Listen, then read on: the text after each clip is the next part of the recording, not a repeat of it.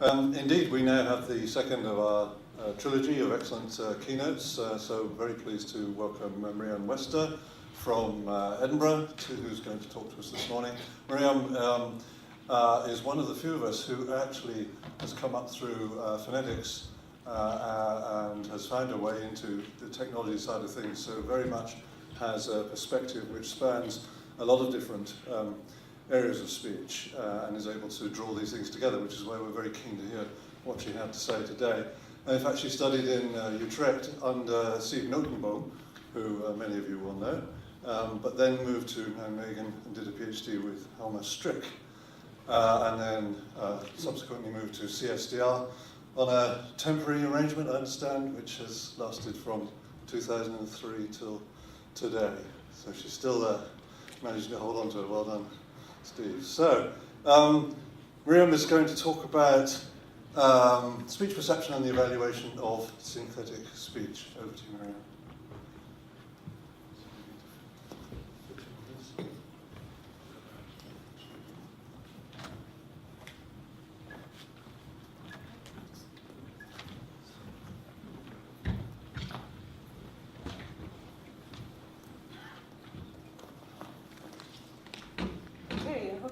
Hear me.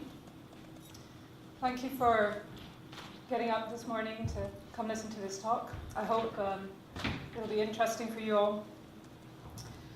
Before I start, I just want to mention the work that I'll be presenting is not solely being carried out by myself.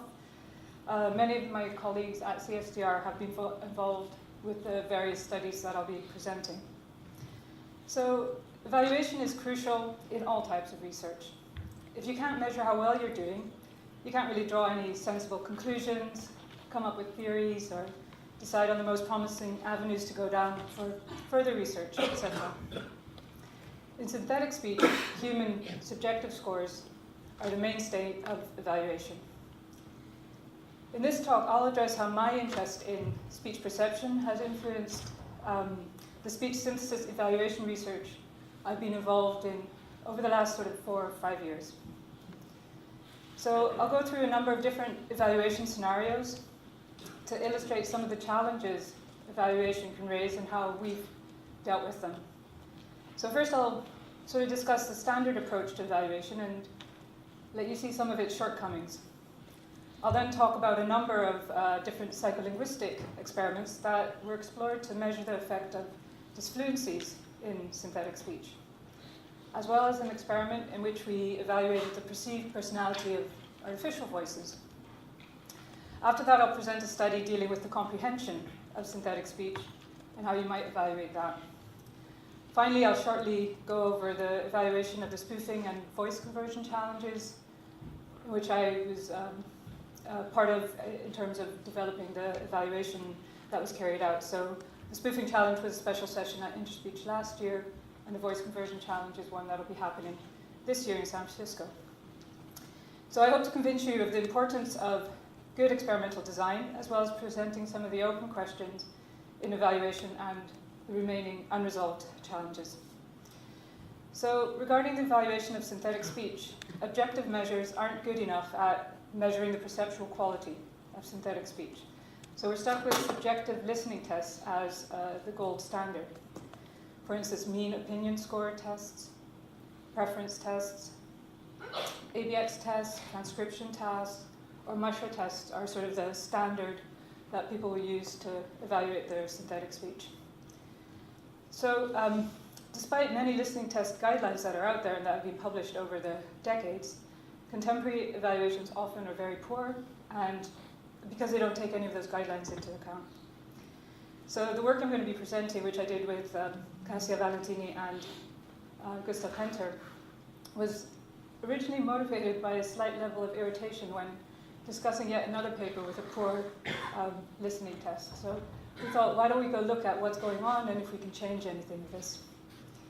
So we looked at the results from Interspeech 2014, which contained a total of 46 papers with subjective tests. And we looked at how many listeners were included in the various studies. And this is what we found. So it was quite striking that more than 60% of papers, their conclusions are based on listening tests with less than 20 listeners. There's a few tests that are with more than 50 listeners, and they're all papers from industry where they use Amazon Mechanical Turk or Crowdflower, for instance. Further missing details that we noticed when looking through all the papers in Interspeech 2014 was, for instance, they missed the demographics of the listeners. Were they native or non-native? What was the age? Did they have possible hearing impairments? The language of the synthetic speech often wasn't mentioned. The domain of the sentence material, whether or not they were using their training material for testing or if it was a clear split between training and testing. Some papers didn't tell us what the number of the test samples was that they asked their listeners to listen to. The specific question that was asked is often omitted, and also the listening conditions, whether or not you listen with headphones or on the internet in a listening booth. So rather than only highlighting the shortcomings in other papers, we thought we should back our claims with some numbers and reanalyze data from the Blizzard Challenge 2013. So for those of you who don't know, the Blizzard Challenge is a challenge in which participants are provided with the same databases to train their synthesizers and are required to synthesize a set of utterances. Listening tests are then carried out to try to rank the systems with the aim of identifying the effectiveness of different techniques. It's been running since 2005. The data is freely available, so we were able to use it, and 2013 was chosen because it's the most recent challenge involving English synthetic speech. We use the data to illustrate the importance of sentence coverage and number and type of listeners.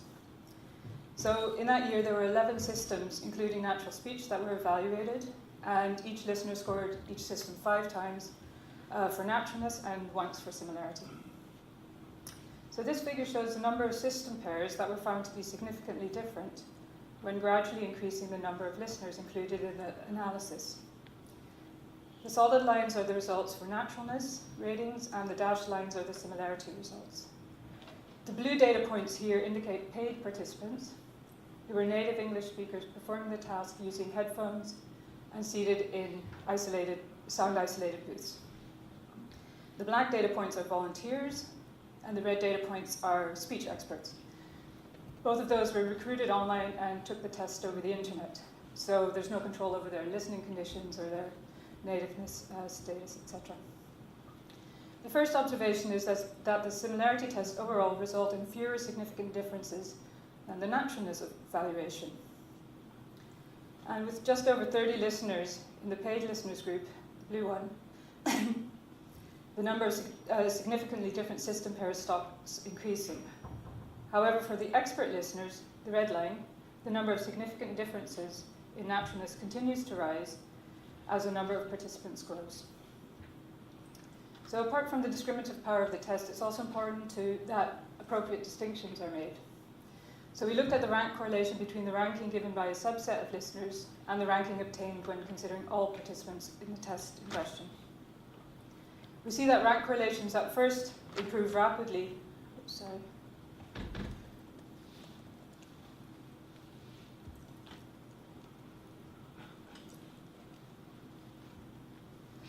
As the number of listeners increases, and we found again for naturalness, using 30 paid participants was sufficient to achieve strong correlation with the final ranking. For similarity, the correlations are generally a bit lower, and it takes a larger number of listeners to make the rank correlation rise to similar levels, and the results never quite reach stability. In terms of rankings, the paid participants correlate the best with the full data rankings for both naturalness and similarity. The volunteers in black consistently gave low rank correlations and the least number of significant pairs for naturalness, suggesting a greater inherent noise level and lower discriminative power in their ratings. Finally, the expert listeners in red, so in the last graph you might recall, they gave the largest number of significant differences in naturalness. However, their rank correlation with the overall full data picture is either close to average for naturalness and the lowest for similarity. So the way that we've interpreted this is that the expert listeners might have strong and clear opinions, but these opinions diverge significantly from the general population. So, of course, having a large number of listeners is not sufficient. for achieving generalizable conclusions. It's also essential to use a large variety of sentences, as the output quality might vary dramatically from one sentence to the next. In a MOS test, you usually don't present the same sentence to the same listener more than once, because it can influence the judgment of the sentence if a listener has heard it before. So to deal with this, it's common to use a balanced design like a Latin square to ensure that every system sentence combination is evaluated. This figure shows along the x-axis the different systems in the Blizzard test, and the top line here gives the ranking of the systems with their MOS scores indicated by colors. So a yellow is totally natural or similar, and a dark blue is not natural or similar at all. So this is the final score given to each system in Blizzard. And then what we did is we looked at each of the listener groups separately and plotted their scores in this graph too. And what you then see is that for the various listener groups, the order of the systems and the rank and the scores that they give differ quite substantially from what you get overall. So this illustrates that different sentences and different listeners do lead to different MOS results, which is why you need a lot of listeners, but also a wide range of sentences. And you can see that this looks to be stronger in the similarity experiment than in naturalness, but we'll see later why that might be. Later being right now, because this figure shows the number of ratings for each system rather than listeners plotted against the same number of significant pairs as before. So this is the data points along the x-axis. And so this figure is quite interesting because it shows that that gap we saw between naturalness and similarity can largely be explained by the difference in the number of scores collected per listener. So if you remember, for similarity, a listener is only scored once for each system, whereas for naturalness, they scored each system 5 times. So we reckon that just scoring the similarity once is probably not enough.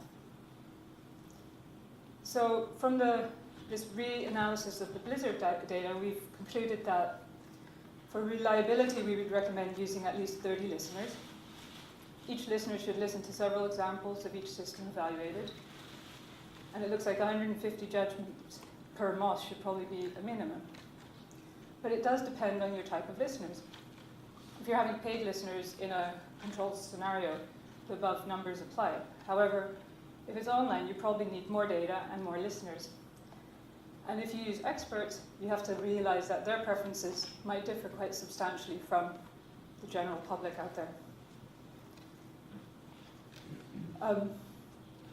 More importantly, we came up with a list of points of advice, because advising to use 30 listeners, that doesn't necessarily, it's not an absolute number. You don't have to take that as, we must have 30 listeners and then our listening test will be okay, or we need this many data points. The important thing is to think before you test, and not to treat the subjective evaluation as a fishing expedition to see what we can find. I would advise carrying out pilot tests to learn how long experiments take, if they're feasible, and if they're doable for subjects. It's important to conform to good scientific practice by deciding your hypothesis and how many subjects are needed before running the experiment, and correct for multiple comparisons in the statistical analysis. And then finally, if people would report on the design of their experiment and motivate the choices made, it would be very useful, and I think we'd be less annoyed in some of our CSTR meetings where we discuss papers. Just showing a MOS plot is not enough information. Having said that, ideally for truly meaningful results, a system should be evaluated for the task and context where it's ultimately used. So, although Blizzard has been very instrumental in comparing different synthesis systems, MOS scores possibly not measuring what we would really like to know about how humans process synthetic speech. So next I'll be looking at some of the different scenarios that we've been faced with and that we needed to evaluate. So the next scenario is disfluencies in synthetic speech. So why disfluencies?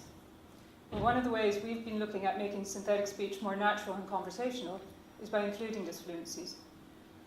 We've been mainly considering fill pauses, so and but also discourse markers like, I mean, And in some experiments, repetitions have also been included. Depending on the type and where they occur, disfluencies can aid recall, heighten a listener's attention to the speech that's to follow, facilitate turn-taking. You can imagine they can improve interaction with robots by, if you include fill pauses, it's a way for buying time for the robot. However, the evaluation of disfluencies in speech synthesis isn't straightforward and rather challenging. Conventional approaches to subjective evaluation, so Moss tests or preference tests, fall short. For instance, studies that we've looked at that have tried to evaluate this, what they've done is they give pairs of sentences with and without fill pauses to listeners, and then ask the listeners questions specifically regarding those fill pauses. For instance, do you think the fill pause makes the voice sound more or equal or less suitable for a dialogue? The perceptual results in studies like that support what the authors were hoping to find, that is, that sentences with fill pauses were judged to be more natural, equally suitable for dialogue, and more human-like.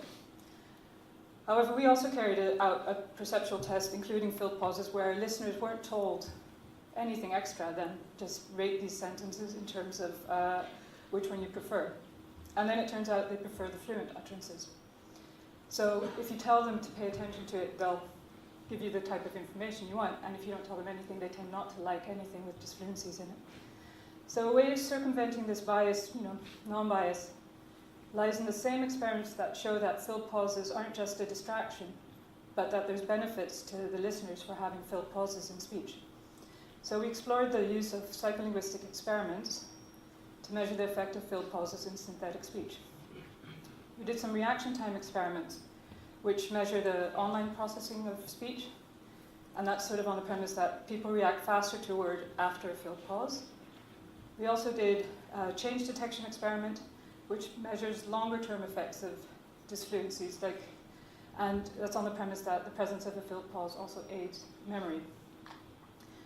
And in this section, I'll also discuss a study where we look at the perceived personality of a synthetic voice and how disfluencies might affect this. So we replicated two experiments. First, Fox-Tree's reaction time experiments, which are quite famous in the field. And in a follow-up to Fox-Tree, Corley and Hartsteiger found that not only fill pauses actually have this effect of a quicker reaction time, but delays of any kind help auditory word processing. And they referred to that as the delay hypothesis. So in both studies, we used natural speech, synthetic speech, and vocoded speech to see if we could find similar effects in synthetic speech as was found in the past in natural speech, and also if we could replicate those findings. So just a short explanation of Fox-Tree's experiment. In this case, listeners get a visual prompt of a target word on a screen. They listen to the speech, and they're asked to press a button as soon as they hear the target word. The utterance that we used for this experiment contained either an or a repetition, and were selected from the AMI-meeting corpus, so it's a corpus of spontaneous speech. The disfluency was followed by a word that didn't occur earlier in the sentence, and the natural stimuli were digitally edited to remove the disfluency and replace it with a silent pause of the same length. So again, the idea is that listeners respond faster to a target word following a disfluency than a silent pause. The materials were then also vocoded and synthesized using standard HMM synthesis. So the results showed that the pattern observed for natural speech also held for vocoded speech, and that we replicated the findings of Fox-Tree. In contrast, for synthetic speech, listeners did not respond faster to a target word following a disfluency than following a silent pause. However, the speech rate of the synthetic speech was slower than the natural speech, which may have been a confounding factor. So therefore, in a second experiment, we investigated whether the speaking rate, what the effect of the speaking rate on reaction times was. And the results revealed that slower speech rates lead to slower reaction times in synthetic speech, but also in natural speech. Well, on top of that, in synthetic speech, the fill pauses have the opposite effect. Fill pauses lead to slower reaction times than silent pauses. So what's the cause of this difference? First of all, as vocoded speech followed the same pattern as natural speech, it's not the process of vocoding that's to blame for the shortcoming. The slower speaking rate of synthetic speech also can't explain the discrepancy, as slower speaking rates also tended to produce slower responses in natural speech. The remaining potential explanation that we had for the different results from the synthetic speech is that the synthesized fill pauses are of a much lower quality than the surrounding speech, resulting in the hypothesis that the delay in word processing is caused by the poor quality of the synthetic fill pauses. So, in the first study, we hypothesized that these poor quality fill pauses were to blame. However, the temporal delay theory states that delays of any sort aid temporal auditory word processing. So in Corley and Hartzacker, delays in word onset were found to facilitate word recognition, regardless of the type of delay. So for fill pauses, they found that for silence, and for just a tone, like sine wave. So we hypothesized if the temporal delay hypothesis applies to synthetic speech, then the quality of the fill pauses shouldn't be as important. And this experiment is much more controlled, so the materials are precisely designed, so we felt if we could find it anywhere, we should be able to find it here. So in this case, participants viewed pairs of images on a computer screen and followed recorded instructions to press buttons corresponding to either an easy image, which was unmanipulated with a high frequency name, hand here, or a difficult image, which was visually blurred and low frequency, so the broom. In half the trials, the name of the image is directly preceded by a delay. In the other trials, an equivalent delay was included, but it was earlier in the instruction. So they would hear the following as an example.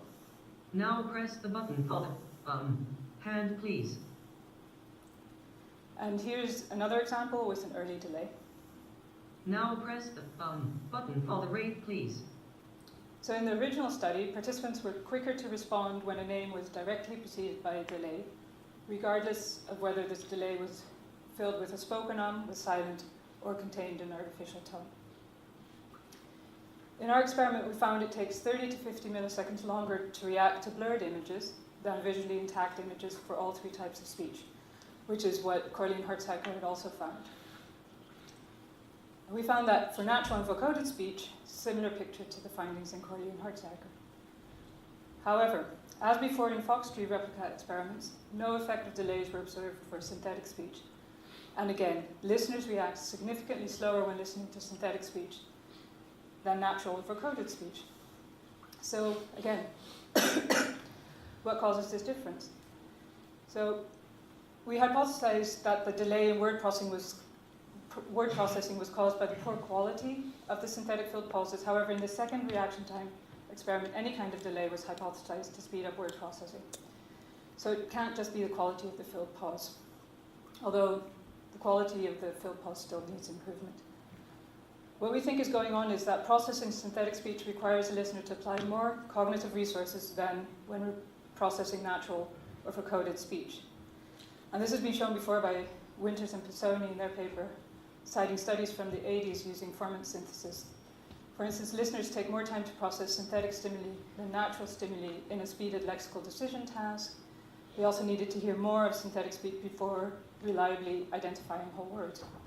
And our reaction time studies suggest this also holds for modern statistical parametric speech synthesis. So while reaction time experiments give insight into how fill pauses affect subjects' online processing, fill pauses also have been found to have other longer-term effects. In a change detection test, listeners hear a passage, then see a transcript of it, and have to say if anything is different compared to what they heard. In previous studies, inserting a fill pause prior to the changing word increases the change detection rate by 10 to 15% compared to fluent speech. So we did the same study for natural, vocoded, and synthetic speech. So have a listen to this paragraph. In the next slide, you'll see the text, and it's up to you to see if you can spot the difference or not. One of the best things, actually, is to go and see a live concert in a stadium, for example. You get such a feel for the, for the overall experience when you're just fully immersed in the show. So this is the text that goes with the audio you just heard. Does anybody spot a difference? Or? Okay. Very well. Very good. for everybody else, or maybe you all heard it, but here's a short. One of the best things actually is to go and see a live concert in a stadium, for example. It was changed to stadium. So in the experiment, just over 100 listeners listened to 20 stimuli and 20 fillers. The samples either had full pauses, discourse markers, or silent pauses prior to the target word. And I won't go into all the details, but the main finding was the following. So if you look at overall detection rates, natural outperforms vocoded and synthetic by about 10 to 15%. So it's the detection rates here.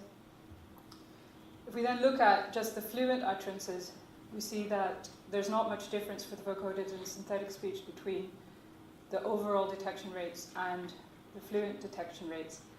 And if we then look at the disfluent detection rates, again, for vocoded and synthetic, there's really no difference whether or not there's a disfluency or not. Whereas for natural, as was found before, we found that the detection rates increase by about 15% when disfluencies are present compared to the fluent condition.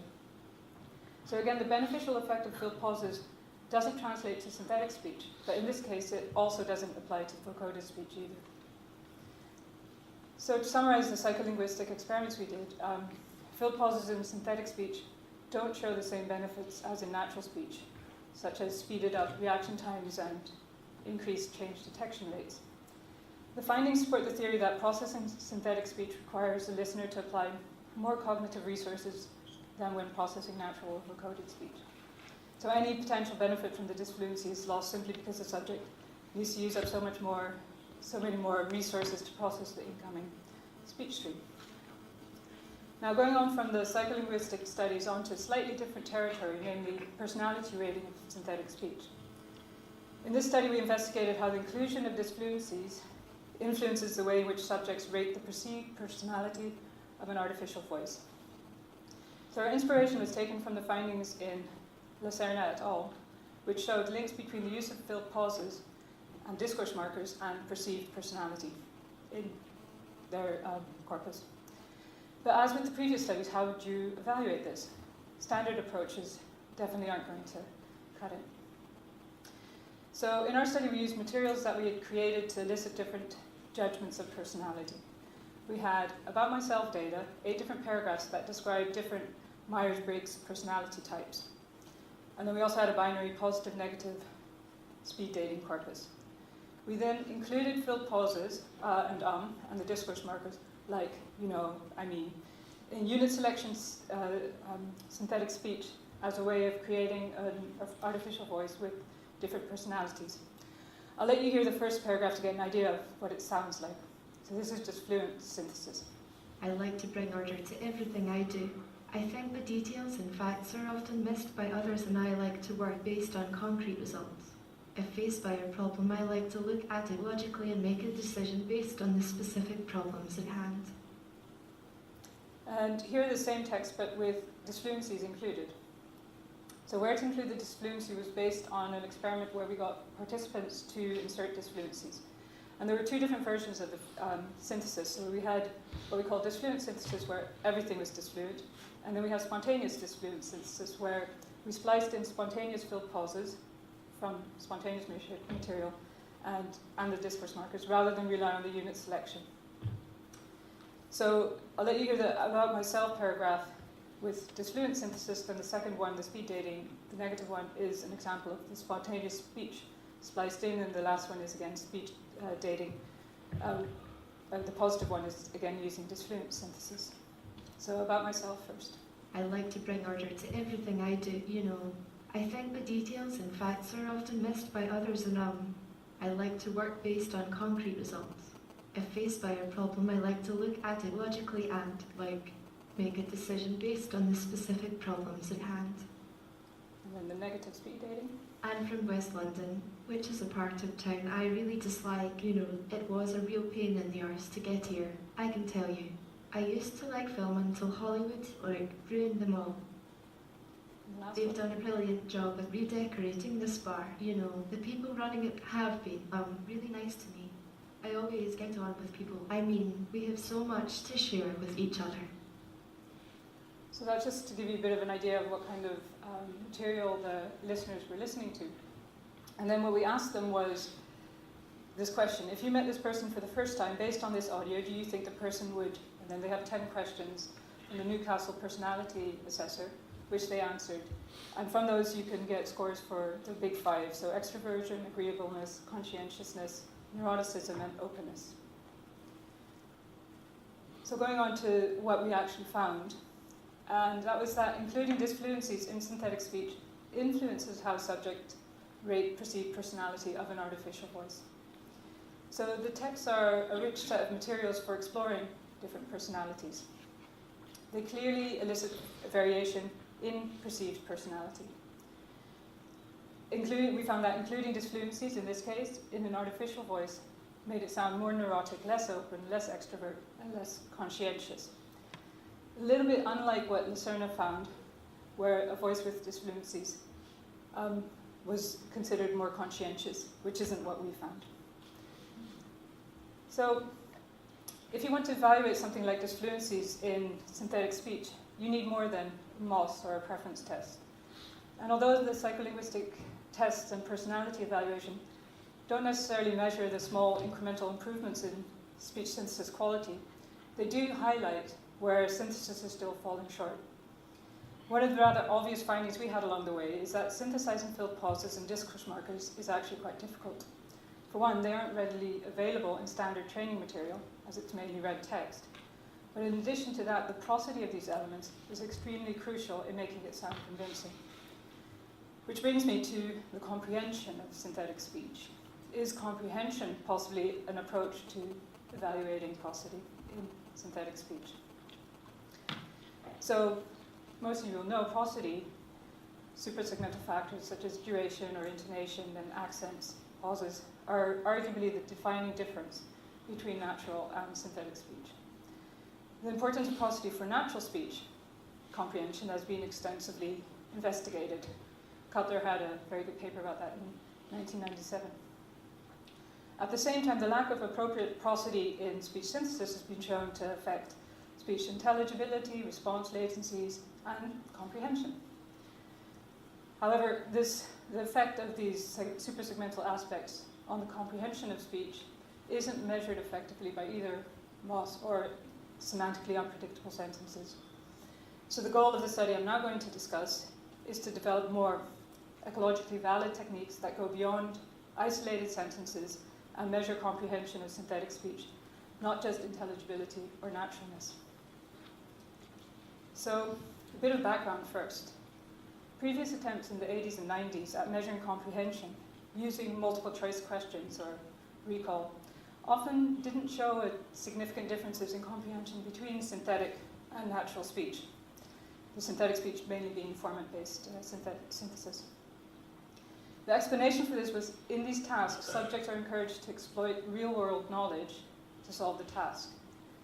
So they can do it for synthesis as well as for natural speech. A way of getting around this is by using more sensitive measures, like, for instance, sentence verification task, which measures the online perception process again. So while somebody is listening, not after the fact. And indeed, online measures did show that there are perceptual difficulties in interpreting high-quality synthetic speech, which disappear by the time the entire comprehension process has run its course. However, in the current scenario, we want to go beyond isolated sentences. And a problem with the online methods is that they generally need to use sentence-level material, which have been carefully constructed, for instance, to control for predictability or text difficulty. So the evaluation techniques that are suitable for the type of data we're interested in, audiobooks, found data, desert island discs, need to be able to evaluate longer stretches of speech, like dialogues or stories. So the current experiment, despite the lack of success previously in using multiple choice questions to measure comprehension, we feel the post-perceptual approaches haven't yet been exhausted. There are a number of factors that we suspect may be affecting the sensitivity of these tests. First of all, in previous test studies, the content probably wasn't prosodically interesting enough because they were boring sentences from news articles or reading comprehension tests. Whereas ours is prosodically rich. comprised interesting and engaging interviews with comedians. Secondly, the length of the speech material in the past has always been quite short, 2 minutes at most, whereas ours is 10 minutes long for each interview. And finally, the questions asked may not have been, the right type of questions, because they were higher level questions, which could be answered with even poor intelligibility scores, where we've tried to focus on exact wording and detailed information about the speech content. So we felt with these 3 points, we could have a look at this comprehension type multiple choice questions. So the data we used came from Desert Island Discs, a Radio 4 program. And the program's in the format of an interview, in which Kirsty Young asks a guest to, what are the 8 records you would take with you to a desert island. So we selected 3 episodes for the evaluation. David Williams, Victoria Wood, and Steve Coogan. From each of the interviews, we extracted 10 minutes of speech. 20 multiple choice questions were created for each excerpt. And the questions all refer to the exact wording and detailed information about the speech content. Our synthesis systems are the following. So we made 3 systems.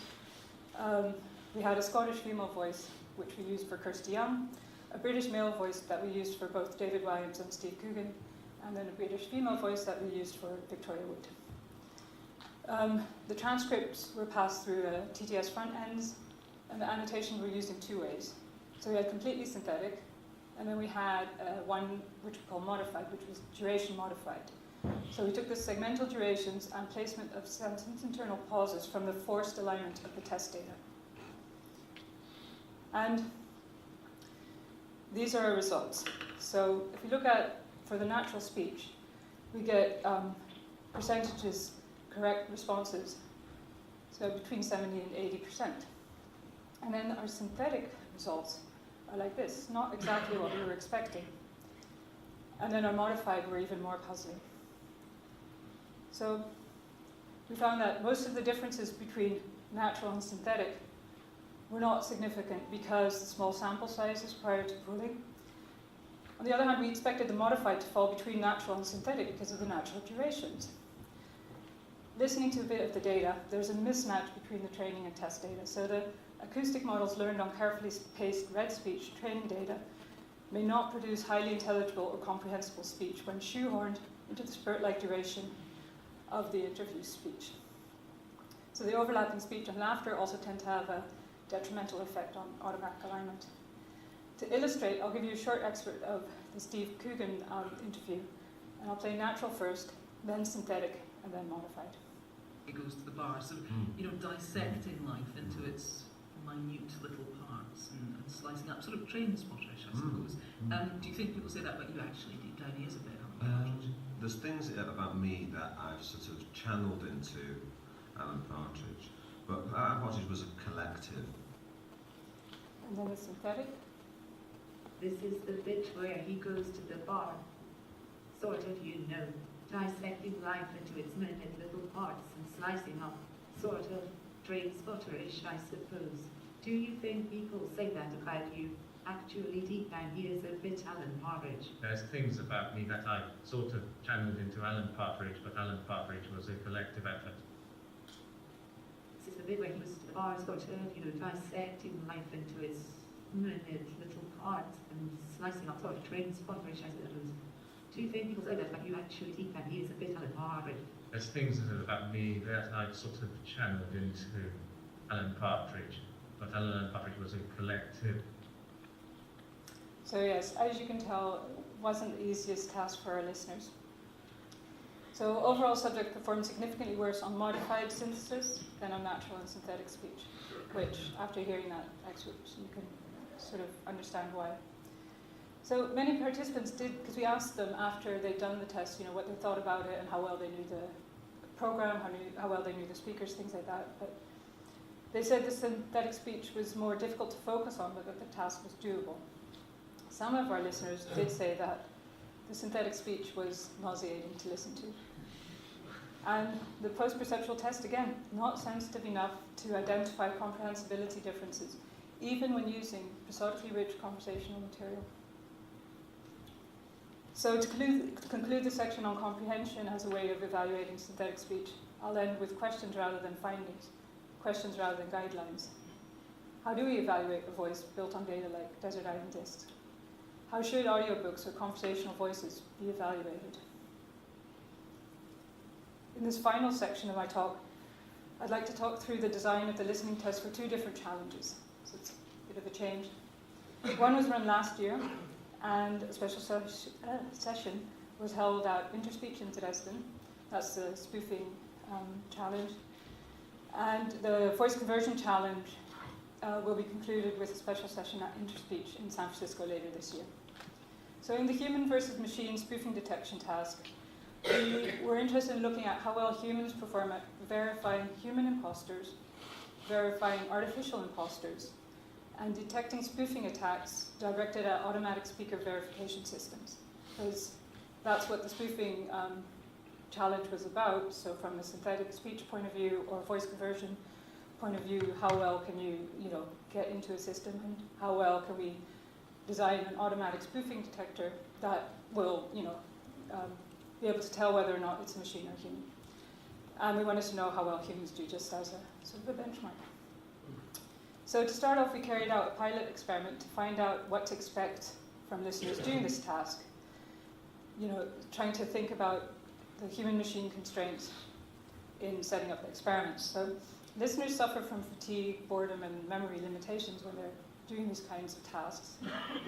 But they have the advantage of always having heard speech. So I thought there would be a risk of a ceiling effect in detecting synthetic or voice-converted speech. I mean, we hear speech all the time. I'm sure, we're experts at being able to say whether it's machine or human. So that's the test they were given.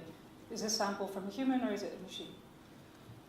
The error rates were between 10 and 70%, which is a lot higher than I expected. So further looking at the data, I said that there's a mismatch between the listener's mental representation of speech and the type of speech in the stimuli. First of all, the samples are really short, because that's the type of samples they work with in this field. So only 2 to 3 seconds, so it's not an awful lot of information for a listener to go on. And the recording conditions can sometimes make synthetic speech sound like a distorted human voice, but also the other way around. So we decided that one way to make the task more doable for the listeners was to include training material and also to extend the instructions to include an element of role play. So if we look at the first one, the task was speaker verification. And the listeners were supposed to decide, is this the same person or two different persons? So they had two samples to judge. And we gave them, as a role play kind of thing to imagine you're responsible for giving people access to their bank accounts. Take care not to give access to imposters, but it's equally important not to deny access to genuine bank account holders.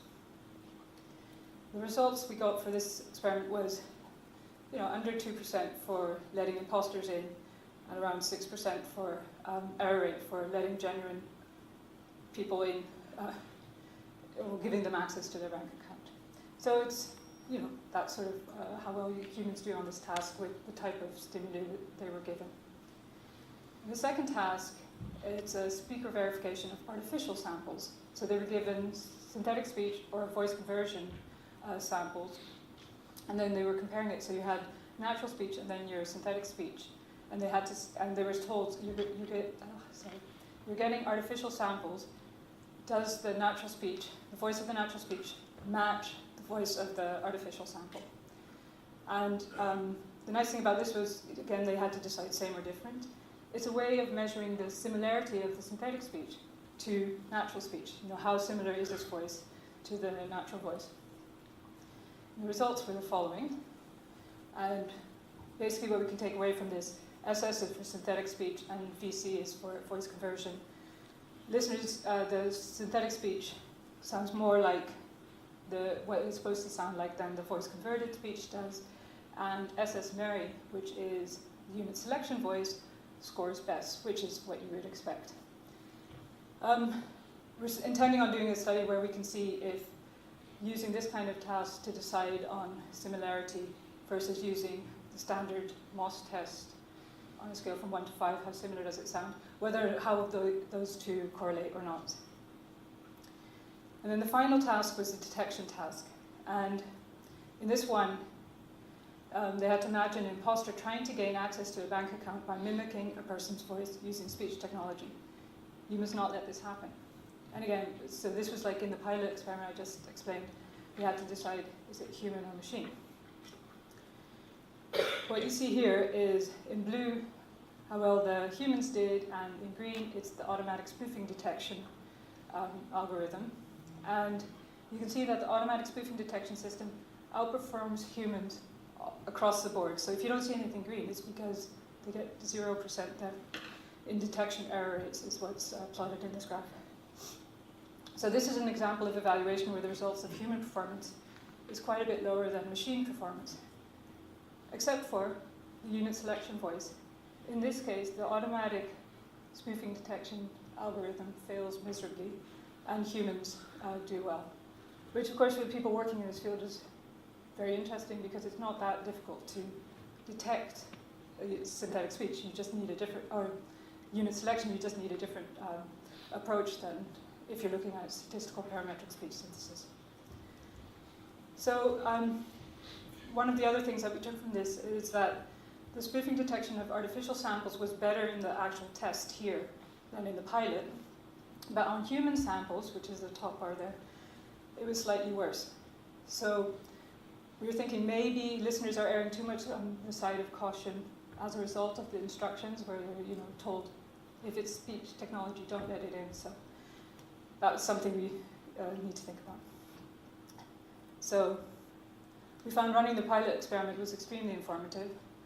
It made us come up with role-play scenarios to try to engage the listeners and get better results from them. And then not using MOS for similarity, but rather these same different judgments. It's quite an interesting way to get at the similarity of synthetic speech or voice-converted speech. The final scenario I'll be talking about is voice conversion. In this case, we had voice-converted speech samples from researchers in the voice conversion field and synthetic speech field, who all tried to create the best voice based on a shared data set. So we were tasked with evaluating it in terms of naturalness and similarity. The questions we addressed were, how natural does the voice-converted voice sound? And how similar does the voice-converted voice sound compared to the target speaker and to the source speaker?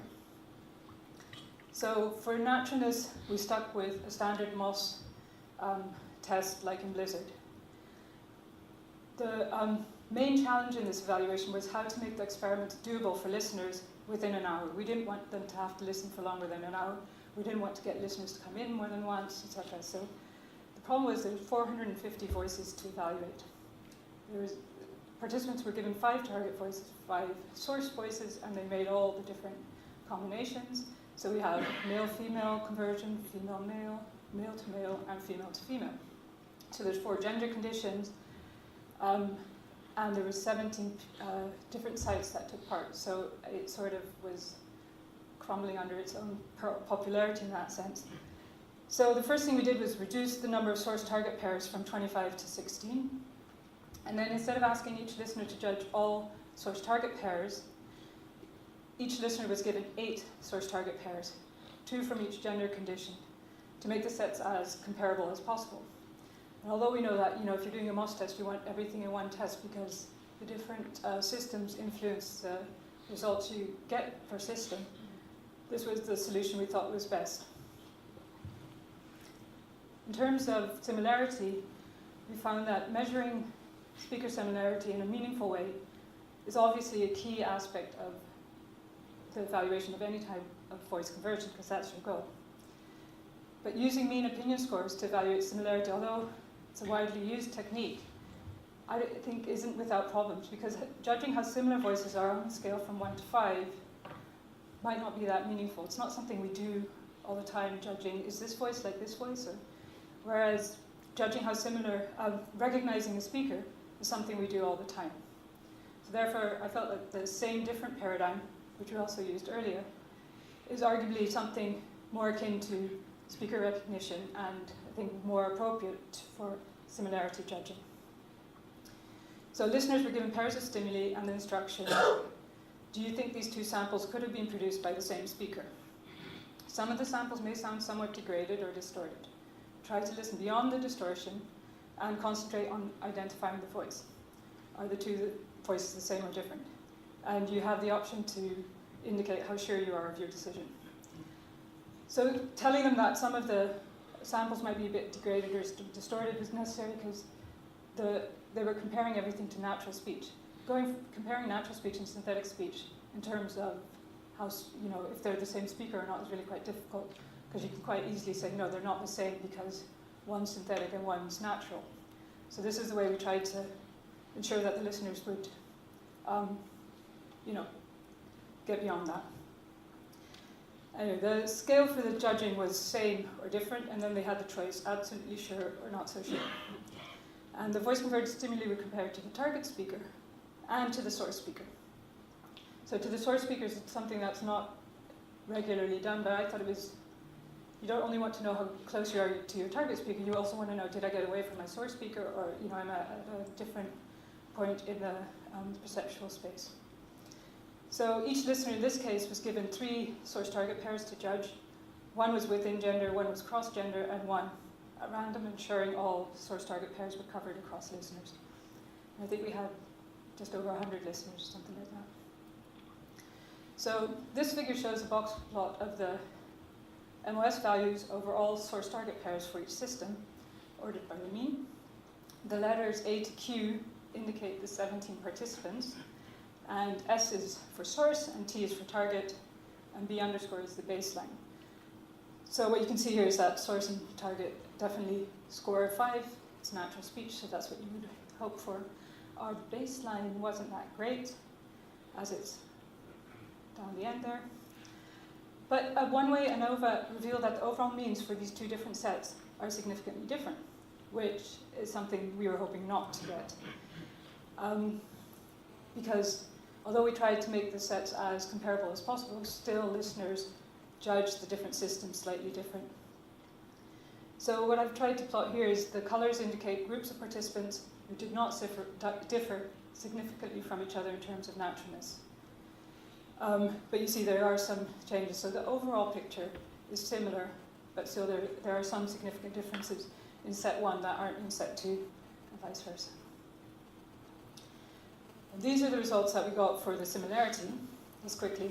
The top bar plot shows voice conversion compared to the target, and the bottom shows voice conversion compared to the source. And then the significance test was a Barnard's exact test with one for only correction to calculate the significant difference between systems on the binary same different scale. So we did the not certain, we put them together with the certain. What you can see here is, in terms of results comparing to the source, people are more sure that it's different and there's less uncertainty, whereas if we're comparing to the target, so the lighter colors there, the lighter blue and the lighter yellow, are where they're not so sure about whether or not it's a different or same voice, etc. So from an evaluation point of view, carrying out an evaluation of this size is a complex task and compromises were inevitable. Distributing the source-target pairs across 2 sets for naturalness rating was one of those compromises. And it's not, although we tried to make the sets as comparable as possible, it wasn't ideal. Whether or not they should be compared is a disputable point. I think including comparisons to the source as well as to the target was informative. So to summarize, our study into what is common practice showed that there's a lot of room for improvement. I then went on to discuss various psycholinguistic tests that we've explored to attempt to measure the effect of disfluencies in an indirect manner, i.e. not eliciting subjective opinions, but measuring the effect of these elements in the speech.